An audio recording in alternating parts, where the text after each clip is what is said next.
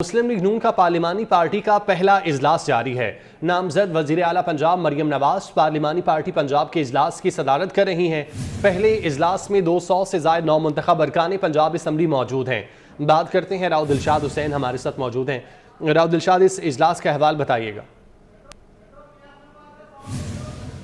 बिल्कुल एहसन, ये पहला मुस्लिम लीग नून की पार्लिमानी पार्टी पंजाब का इजलास है जिसकी सदारत नामजद वज़ीर आला पंजाब मरियम नवाज शरीफ कर रही हैं। और इस इजलास में अब तक की जो अटेंडेंस है उस पर अगर बात की जाए तो लाहौर के जो 9 मुंतखब अरकान सूबाई असम्बली हैं वो भी मौजूद हैं, जबकि इसके साथ साथ 159 ऐसे 9 मुंतखब अरकान असम्बली मौजूद हैं जो कि जनरल नशिस्तों पर कामयाब हुए हैं, जबकि 58 ख़वातीन की जो मखसूस नशिस्तों के हवाले से फहरिस्त जमा करवाई गई थी मुस्लिम लीग नून की जानिब से इलेक्शन कमीशन को, वो भी शरीक है। और 8 जो अक़लीती नशिस्तों के हवाले से जो फहरिस्त जमा कराई गई थी इलेक्शन कमीशन में वो भी मौजूद हैं। तो यूँ 200 से ज़ायद जो 9 मुंतखब अरकान असम्बली हैं वो इस इजलास में शरीक है। आपको बताएं कि इस इजलास में स्पीकर, डिप्टी स्पीकर, कैबिनेट के साइज़, गवर्नेंस पर भी जो है वो मुशावरत की जाएगी, जबकि मरियम नवाज शरीफ जो है वो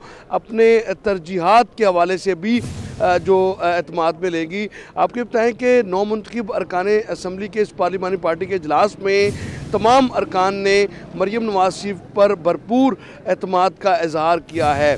आपको ये बताएं कि इस हवाले से तरजीहात क्या होनी चाहिए पंजाब में गवर्नेंस की, और आवाम को फौरी तौर पर रिलीफ देने के हवाले से किन किन इक़दामात की फौरी ज़रूरत है, इस पर भी मशावरत होगी, जबकि अपनी जो पंजाब हुकूमत की प्रायोरिटीज़ हैं उनको भी शॉर्ट लिस्ट जो है वो इस हवाले से किया जाएगा।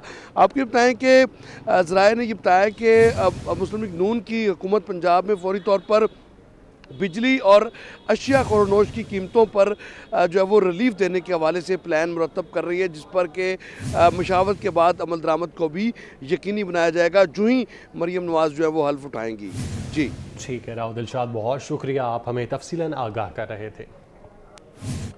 MQM पाकिस्तान ने गवर्नर सिंध का उम्मीदवार फाइनल कर लिया है। मुस्तफ़ा कमाल का कहना है MQM पाकिस्तान मौजूदा गवर्नर सिंध की कारकर्दगी से मुतमईन है। हम नहीं चाहते गवर्नरशिप के मामले पर कोई बहस हो। बोले गवर्नर सिंध का ओहदा हमेशा MQM के पास रहा, कराची और हैदराबाद का मैंडेट हमारे पास है तो गवर्नर का हक हमारा है। MQM पाकिस्तान की जानिब से गवर्नर सिंध का उम्मीदवार फाइनल कर लिया गया है।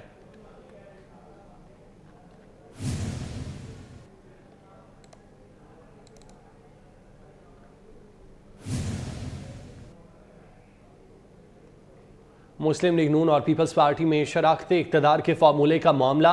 पीपल्स पार्टी की क़यादत ने गवर्नर पंजाब के नाम पर मुशावरत शुरू कर दी। पीपल्स पार्टी ने 3 नाम शॉर्ट लिस्ट कर लिए। ज़राए के मुताबिक मखदूम अहमद महमूद, कमर ज़मान कायरा और नदीम अफजल चंद के नाम ज़ेरे गौर हैं। साबिक़ गवर्नर पंजाब मखदूम अहमद महमूद पार्टी क़यादत की पहली तरजीह हैं। बात करते हैं, हसन अली हमारे साथ मौजूद हैं। जी हसन। जी बिल्कुल, पाकिस्तान मुस्लिम लीग नून और पाकिस्तान पीपल्स पार्टी के दरमियान शराकत इक़्तिदार का मामला हल होने के बाद अब जो है वो पाकिस्तान पीपल्स पार्टी की क़यादत ने पंजाब के गवर्नर के हवाले से जो है वो मुशावरत शुरू कर दी। और इस हवाले से ज़राए की जानिब से बताया जा रहा है कि 3 नाम जो है पाकिस्तान पीपल्स पार्टी की जानिब से शॉर्ट लिस्ट किए गए हैं, जिसमें साबिक़ गवर्नर तो सदर जनूबी पंजाब पाकिस्तान पीपल्स पार्टी मखदूम सैयद अहमद महमूद, कमर ज़मान कायरा और नदीम अफजल चंद जो है वो शामिल हैं। जबकि अगर देखा जाए तो इस वक्त साबिक़ गवर्नर मखदूम सैयद अहमद महमूद जो है वो गवर्नर पंजाब के लिए मजबूत उम्मीदवार हैं पाकिस्तान पीपल्स पार्टी की जानिब से।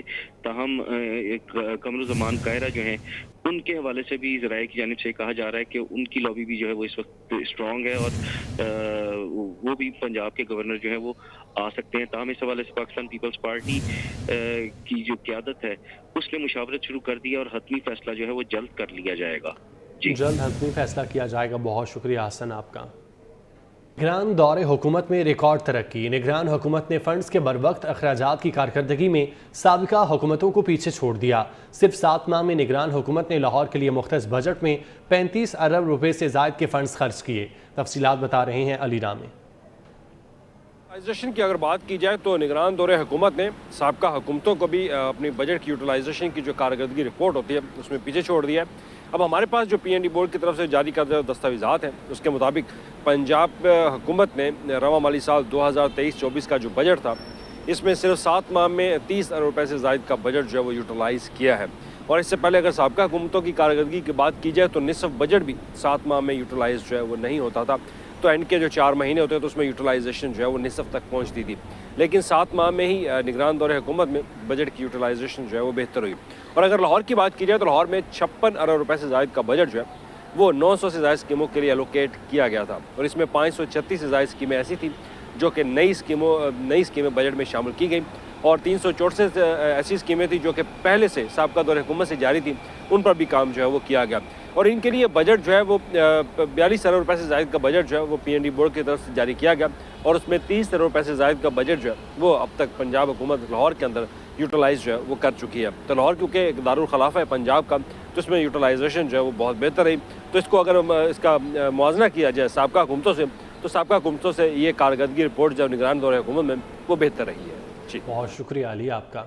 वज़ीर आला पंजाब मोहसिन नकवी की अलविदाई मुलाकातें शुरू हो चुकी हैं। मोहसिन नकवी से चीन के काउंसिल जनरल याओ शीरीन और ईरान के काउंसिल जनरल मेहरान मवाहिद फर ने अलग अलग मुलाकात की। चीनी और ईरानी काउंसिल जनरल ने मोहसिन नकवी को चेयरमैन PCB मुंतखब होने पर मुबारकबाद दी। मोहसिन नकवी ने चीनी और ईरानी काउंसिल जनरल को PSL के मैच देखने की दावत दी। चीनी और ईरानी काउंसिल जनरल ने मैच देखने की दावत कबूल करते हुए वज़ीर आला मोहसिन नकवी का शुक्रिया अदा किया। चीनी और ईरानी काउंसिल जनरल ने 1 बरस के दौरान पंजाब की आवाम की बेलौस खिदमत पर वज़ीर आला मोहसिन नकवी की कारकर्दगी को सराहा। सूबाई वज़रा आमिर मीर और असफर अली नासिर भी इस मौके पर मौजूद थे।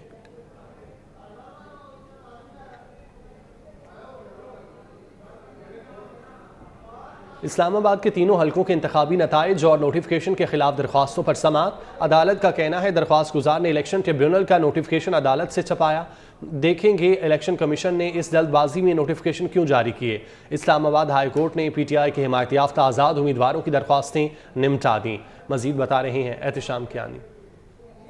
के 3 हलकों के कामयाब उम्मीदवारों के नोटिफिकेशंस जो कि इलेक्शन कमीशन की जानिब से जारी किए गए थे, उनके खिलाफ दरखास्तों पर आज समाअत हुई है। इस्लामाबाद हाई कोर्ट के जस्टिस मियां गुल हसन औरंगजेब और जस्टिस अरबाब मोहम्मद ताहिर ने यह समाअत की और अदालत के सामने सवाल ये था कि इलेक्शन कमीशन ने जो नोटिफिकेशन जारी किए वो दरखास्तें जो कि PTI के हमायत याफ्ता आज़ाद उम्मीदवार हैं, उनकी दरखास्तें इलेक्शन कमीशन के सामने ज़ेर समाअत होते हुए, ज़ेर इल्तवा होते हुए नोटिफिकेशन कैसे जारी कर दिए गए। तो आज इलेक्शन कमीशन के वकील ने अदालत के सामने ये बयान दिया कि जो फॉर्म 47 के बाद कंसोलिडेशन का अमल था, प्रोविजनल और फाइनल कंसोलिडेशन, फॉर्म 48 और 49 का अमल मुकम्मल किया गया। उसके बाद इलेक्शन कमीशन को यह मामला भेजा गया और फिर नोटिफिकेशन जारी हुए। लेकिन अदालत ने ये रिमार्क्स दिए कि इलेक्शन कमीशन क्या कर रहा है कि एक हाथ उस पर स्टे ऑर्डर जारी कर रहा है, जबकि दूसरा हाथ जो है वो नोटिफिकेशन जारी कर देता है। तो इस सूरत हाल में आइनी बॉडी पर, आइनी इदारे पर एक सवालिया निशान और संजीदा सवालात खड़े हो जाते हैं। ये रिमार्क्स थे। इसके बाद अदालत ने जो नोटिफिकेशंस हैं उनको मुअत्तल रखते हुए PTI के हिमायत याफ्ता जो आज़ाद उम्मीदवार हैं उनकी दरख्वास्तें निपटा दी हैं। अदालत ने ये हुक्म दिया है कि इलेक्शन कमीशन में जो दरख्वास्तें ज़ेर समाअत हैं उन पर, चूँकि इलेक्शन कमीशन के वकील ने बयान दिया कि आज और कल उन दरख्वास्तों को सुनकर उन पर फैसला कर दिया जाएगा, तो अदालत ने अब वो नोटिफिकेशंस मुअत्तल रखते हुए मामला इलेक्शन कमीशन को भेजा है कि इलेक्शन कमीशन उन दरखास्तों पर फैसला करे और जो हतमी नोटिफिकेशंस होंगे वो इलेक्शन कमीशन के उन दरखास्तों पर फैसले से मशरूत होंगे। तो अब इलेक्शन कमीशन के पास ये मामला चला गया है। अदालत ने रिस्ट्रेन का मुजाहरा इसलिए भी किया क्योंकि इलेक्शन कमीशन ने इलेक्शन ट्राइब्यूनल्स का ऐलान भी, उनका नोटिफिकेशन भी कर दिया है। तो उसके बाद जस्टिस मियां गुल हसन औरंगजेब ने यह रिमार्क्स दिए कि अब चूँकि ट्राइब्यूनल्स बन चुके हैं तो इस अदालत के लिए ये मुनासिब नहीं है कि ये इस मामले को मज़ीद देखे, इसलिए इलेक्शन कमीशन ही हतमी फैसला करे और उसके बाद नोटिफिकेशन जारी कर। बहुत शुक्रिया आपका।